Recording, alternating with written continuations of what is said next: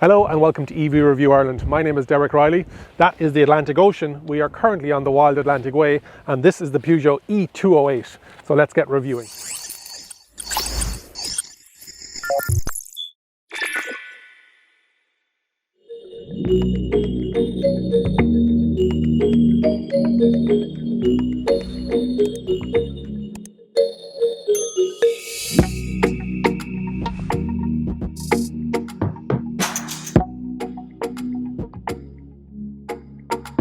They say don't judge a book by its cover, but the Peugeot e-208 I think is stunningly beautiful on the outside.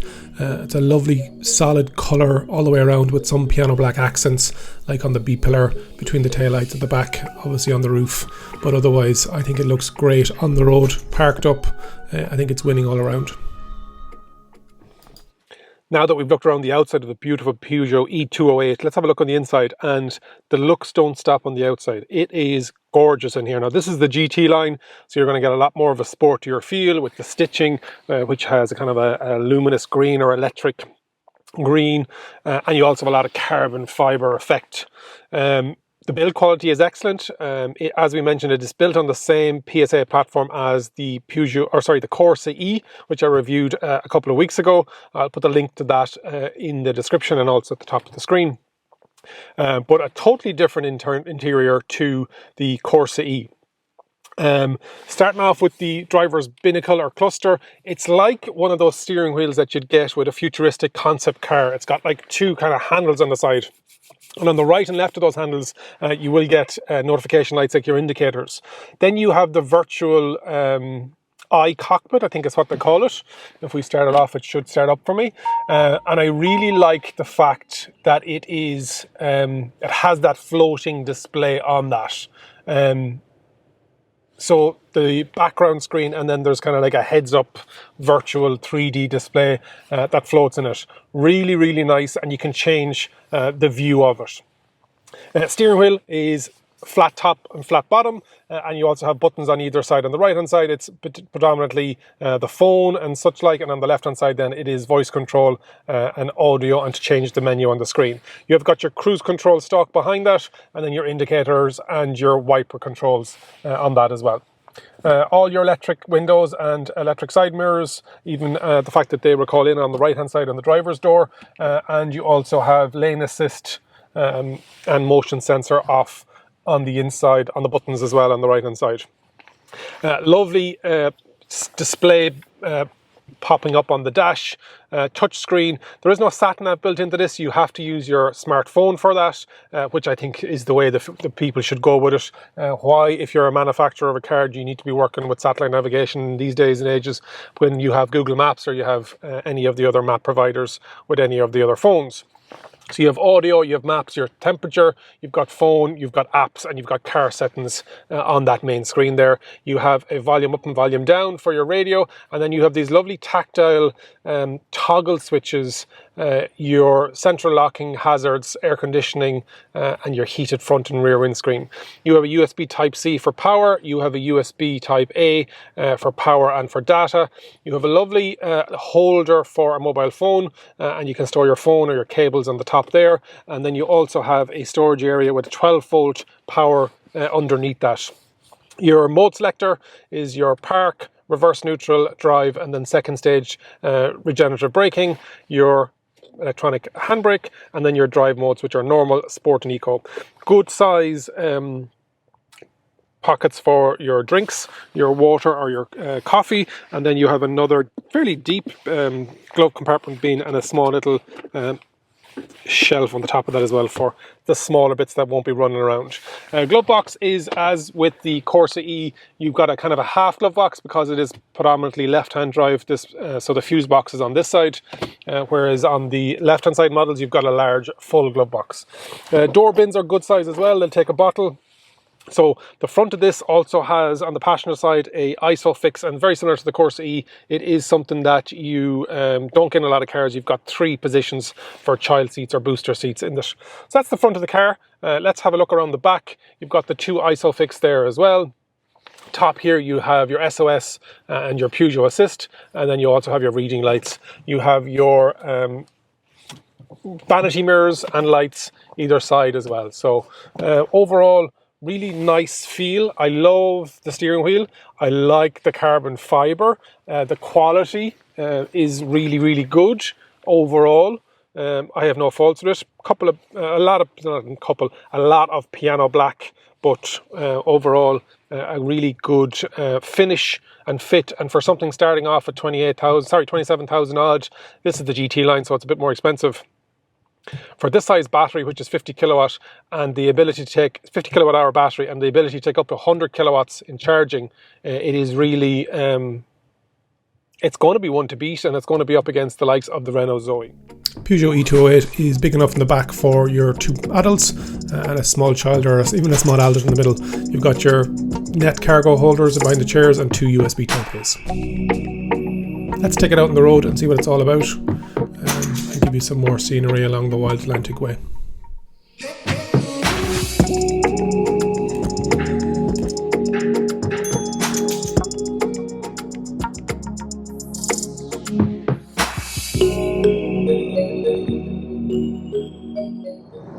So some of the stats for the Peugeot e-208. You have a 50 kilowatt hour battery, same as the Corsa E, and it's going to be the same as a lot of the PSA models, the E2008 and so on and so forth. So it's a decent sized battery.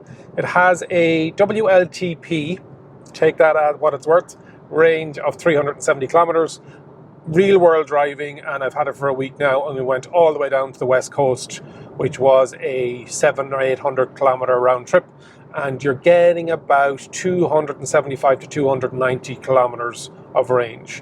And also the brake horsepower is 134 brake horsepower. So again, very similar stats to the Corsa E that I tested a while ago.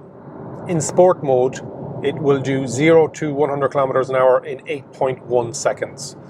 Price of the Peugeot e-208 starts at just over 27,000 euros after all SEAI grants and government grants, and this GT line is just under 33,000. So we're going to go through some of the specs now as to what this GT line and what a lot of the range carry. This model I have for the week was Pharaoh Yellow. Divisive, actually. A lot of people like the colour, some people didn't like the colour. I think it's nice, and this comes in all different transmission styles, petrol, diesel and electric. A lot of people have gone for the blue, which is beautiful as well. Some of the exterior features, the rear passenger windows are tinted across the range. You also will get gloss black arch extensions, which I think suits the car really well, and also a gloss black connector between the two light clusters in the black on the rear of the car as well. Other external features, you have the gloss black door mirror shells, you have B-pillar that's gloss black as well. The GT line has a diamond cut two-tone alloys, again with gloss black. There's a slight element of aero wheel about them, so they're super flat. And the spoiler is also gloss black. So lots of gloss black externally as well as internally. So as mentioned when I was sitting inside it before we took off, we have a 7-inch driver binnacle or cluster display, and it's the iCockpit 3D Peugeot display. Really like it. Lots of different menus. So you have, you can personalize it, and you can have two different personal settings. You have a minimum display, you have a driving display, you have a dials, and you have an energy. So depending on what your preference is, you will have a different display. And it has elements on the rear screen and then an element that it's projecting on in a 3D fashion. You also have a vertical dash mounted control as well, where you control music, nav, temperature, phone, apps, and also car settings. Piano access is the actual toggle switches. That's what they're calling it. And you also have a lovely perforated leather steering wheel with a flat bottom and a flat top. I think it's a lovely little, lovely size steering wheel. Lighting is a big element on the Peugeot e-208. You have LED running daytime lights, you have follow me home lights, you have puddle lights underneath the side mirrors, you have 3D sculpted rear brake lights, and you also have some ambient light elements inside in the cabin as well. So lighting wise and visually striking wise, the Peugeot e-208 wins hands down versus its sister, the Corsa E. But it depends on your taste. But yeah, it is a lovely car, and those lighting elements really make a difference when it's out on the road. So it is a start-stop button to start and stop the electric motor, even though it says engine on it. I'm not sure if they've used that from the parts bin. You have electric and heated retractable side mirrors. You have an electric handbrake. You have electrically adjusted side mirrors as well. And it is a 7 kilowatt onboard charger, and charging will go up to 100 kilowatts. So if it is a good juicy charger that you pull up against, the e-208 will take the charge if it gets it. With the e-208, you've got a water-cooled battery pack. It has an onboard charger of 7.4 kilowatt. It also has a 136 brake horsepower. It also has some preconditioning built into it as well. If you pull up to a DC fast charger, it will take you 27 minutes from 0 to 80, and at home on a 7 kilowatt charging box, it will be just over 7 hours to get to full. It also has a 180 rear view parking camera, which will give you 180 degree horizontally, but also it'll stitch it together and turn it into a reversing aerial view, but only 180 degrees. It won't do 360. Safety is a big part of the Peugeot e-208. You have 3 ISOFIX child fittings, one in the front and 2 in the rear, and it's unusual to get that. You have blind spot warning, you have driver awareness warning, so if it feels that you're starting to waver around the road, it'll give it a little pop-up warning. It'll also add cruise control, lane assist. So there's a lot of driver features that are on board the Peugeot e-208. Like its sister, the Corsa E, it doesn't have any frunk or fruit. So the rear capacity is, with the seats up, is 311, and with the seats down, it's 1,106 litres worth of space. The boot isn't bad, actually. It is a fairly decent size. It's a city car, so you're not going to get 12 suitcases into it or 15 banana boxes. But it is very capable for the weekend, the way that we just had, with all our stuff. And we didn't need to put the seats down. What's it like to drive the Peugeot e-208? Peugeot, whatever you want to call it. I think it's actually Peugeot. It is a lovely drive. The steering weight is lovely. The wheel is adjustable rake and tilt. And also you do know that it feels like it is a heavier car. Over speed bumps, if you're not gentle going into them, you will feel that weight. But it's planted to the road, and it's got a good centre of gravity. The only thing at high motorway speeds, your 100s to 120, is the road noise is a small bit loud. I'm not sure if you can pick that up here. We're at about 112, 115 kilometers per hour at the moment. I've obviously got the lavalier mic on, but yeah, it is. It's not that it's not quiet. I'll give it that, but you're going to get that with all electric vehicles at a higher road noise, unless you go up into the high premium models. But you definitely will hear the road in this model. It's a nice driving seated position. You all know my height by this stage, but I'm over 6 foot, so I can. I'm comfortable in it, and there's space behind me as well. The dash in the GT also has this carbon fibre effect.